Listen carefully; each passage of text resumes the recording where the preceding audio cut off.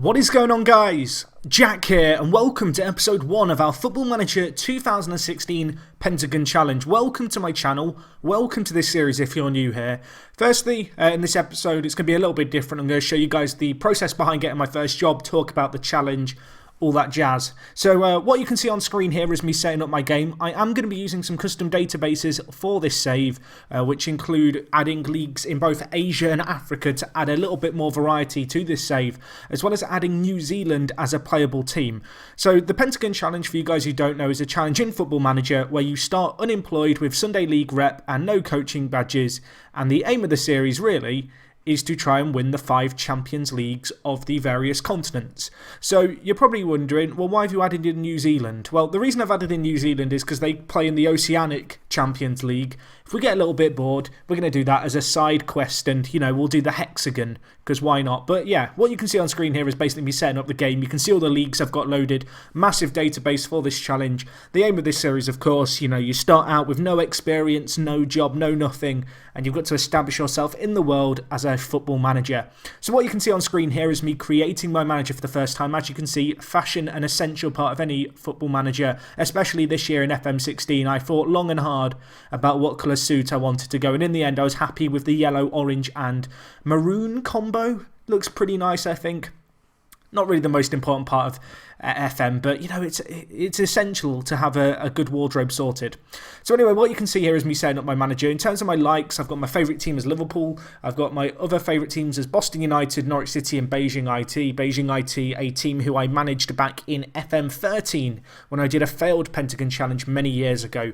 You can also see my preferred tactics and preferred formations on screen. I based them off, of course, past saves. And as you can see here, we have no coaching badges, Sunday League experience. I ended up putting all my mentals into adaptability. That helps me get a job in a foreign country, because really we need to start abroad here. So what you can see on screen here is me setting up the game and having a look through the job centre, and there were a hell of a lot of jobs. Realistically, I wasn't actually going to be getting many of these as someone with absolutely no experience. I pretty much kind of nailed down the fact I wanted to manage either in Africa or Asia first, and what you can see on screen here is me just applying for various jobs. In this early stage, I couldn't really afford to be too picky or choosy, so I was just kind of applying for any job that even slightly interested me. Of course, with the Pentagon, you don't choose where you start, so it's all a bit of a mystery. And I did get some job interviews, and what you can see here is me answering a lot of job interviews. I went for a fair few jobs. Obviously, with the added databases, there was lots of teams and countries which you don't normally see, which I applied for. And as you can see, I went away doing my interviews, and then I waited. And I waited, and I waited, and I didn't get a job. Simple as that. I applied for, I think, over 10 jobs, didn't get any offers, and I was feeling a little bit lost at this point. I was scrolling through my inbox, you know, looking through, seeing desperately, have I had any job offers yet? And then a seed was planted, and it was a little seed at first, and it grew, and it grew, and it was the fact that I was subscribed to Beijing IT, the team I managed in my FM13 Pentagon Challenge. They were 15th in the league and struggling halfway through the season in July, and I kind of thought to myself, I kind of wouldn't mind managing them again. So I decided to wait some more. And I ended up waiting for another 2 months for the job to become available. I then applied for it and found myself in the office for an interview with the chairman. And I was very, very excited at this point. Beijing IT, a team that are quite close to my heart, just from the experience I had with them last time I did a Pentagon. And we did the interview, and well, we got a job offer, boys. And this is where we start our FM16 Pentagon at Beijing IT. Really excited about this. What you can see on screen is me sorting out the contract. I have stopped playing at this very point. I'm going to join you guys in game. We're going to take a look at the squad for this first episode and reunite ourselves with one of my favourite teams. And also, I think a lot of you guys who have been around a while's favourite teams. So as much as this is the fairy tale, I guess, appointment coming here to Beijing IT in China, this really is a serious job, and there's a pretty big task at hand, and that is saving this club from relegation. They play in the Chinese second division, which is known as the first league division, or League One. The Super League is the top flight in China. If we take a look here at the table, we are rock bottom. We're 7 points off Zhongyu, who are 14th. We just need to finish above them. There is 6 games left of the season. We have no transfer window. To be honest, I probably wouldn't have taken this job if it was any other team, but because this is a team that I do have a little bit of a soft spot for, and I don't want to see them relegated out of the playable divisions in FM, I thought we'd take this job, especially because there wasn't much else on the kind of table, I guess, job-wise. If we save them, fantastic. It's a great start to our managerial career. If we get relegated after 6 games, as much as it'll be disappointing, it won't be entirely surprising, I guess. So this is the task at hand. This episode we're not going to do a game. I'm just going to take you guys through this squad. We'll have a look at some of our players, how we might play. Just kind of give you an introduction, I guess, to Beijing IT. So I guess the first thing to do is have a look at the club itself. You can see they play in the Chinese League 1, founded in the year 2000. Semi-professional, national rep. Our captain is this guy, Han Gangui. He looks okay, actually. He's a left winger, 25 years old, one of the better players in our team. Enjoys big games and is consistent. I guess that could be worse. We're going to have some big games coming up. In terms of our key player, we've got Maureen Franco, who is Uruguayan. Looks like quite a nice little striker, actually. Not the best physically or speed-wise, but he's actually pretty decent. Pretty decent striker. Could be a nice, maybe false 9, maybe deep lying forward, I think. Elsewhere at this club, let's look at the general. You can see here, predicted to finish 9th. So to be in 16th is pretty disappointing. The chairman loves the club. We're not allowed to sign non-Chinese goalkeepers. That's a rule in China anyway. Our squad personality is fairly professional. That's going to be important, I guess, here. You can see we have 814 season ticket holders to try not to disappoint, and they pay £14 a season for their season ticket, which is like £1 a game, and then you get the last game for free. So anyway, this is the league table. I've already talked about this a little bit. Our main player at the moment is Andre Marquez. He is our top goal scorer. So let's take a look at this guy. He is Uruguayan as well. I think we might have a few Uruguayan players if I remember correctly.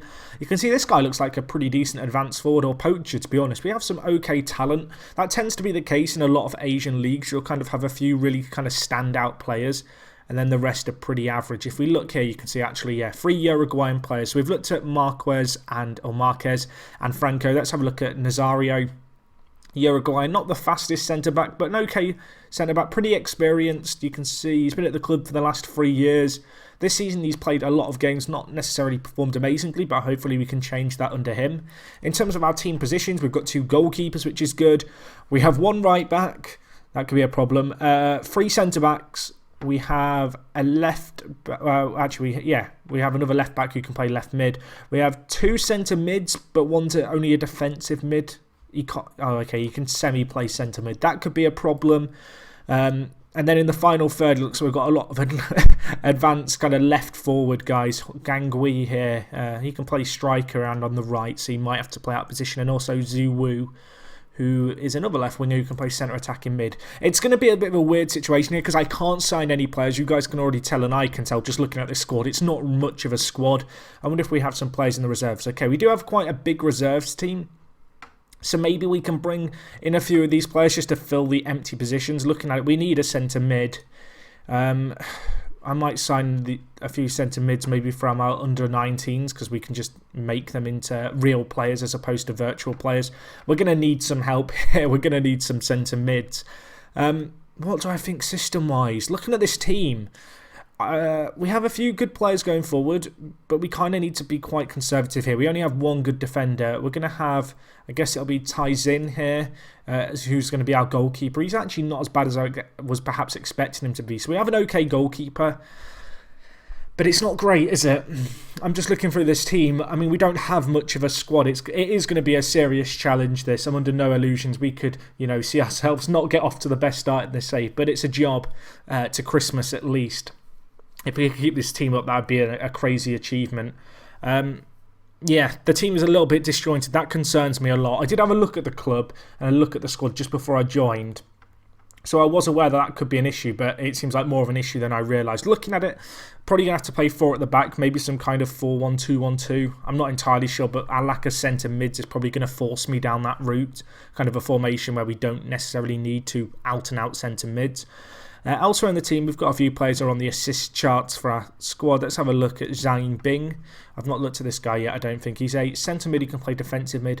Actually doesn't look that bad. What are his cons? Okay, poor form, decent second division team, that's the league below us, and doesn't enjoy big games. Well, that's not going to be great because we've got a lot of big games. Let's have a look at the fixtures that we actually have here. So you can actually see they've actually won a few games fairly recently, but their start to the season was absolutely awful. Our first game, which will be next episode, is going to be against, I guess this is Zicheng, who are 12th. So that's maybe winnable. We're actually favourites for that game, so that's something perhaps. We then play Wuhan Zal, who are a very good team. They're third in the league, so that's going to be a challenge. We then play Liansheng, who are 15th, so they are one place above us. And then to end the season, we play Qingdao Zhongnun, who are 8th. We then play Qingdao Heinui, who are 6th. And then we close things up with Quanjian. I must admit, pronunciations, I feel like they might be on point. Probably not. I'm kind of just giving it a slightly Chinese twang, and they sound pretty Chinese, these names. I mean, that's going to be the joys of the Pentagon Challenge. If this is the first video you're watching here on my channel, disclaimer, I don't do pronunciations. People have helped me for many years to try and get me to be able to pronounce stuff. Never worked, so don't expect me to fix things now. Anyway, let's have a quick look at our facilities. I know they're not going to be great here. I'm going to do all these bits and pieces, I think, after this episode and off screen, because you guys don't really want to see the interviews.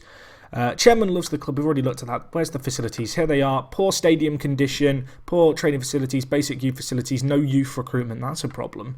No regen's going to be coming in, I don't think, with that. So that's worse than I imagined. In terms of affiliates, we have an affiliation with the main Beijing team who are in the Super League.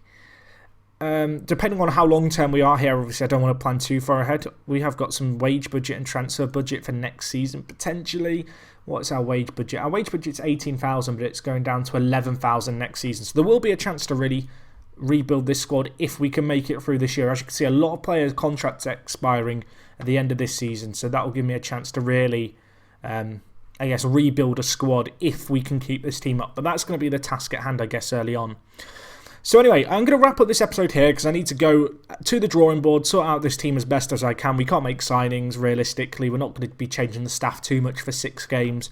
It's going to be a case of trying to find a tactical system that we can fit as many of our best players into, I think.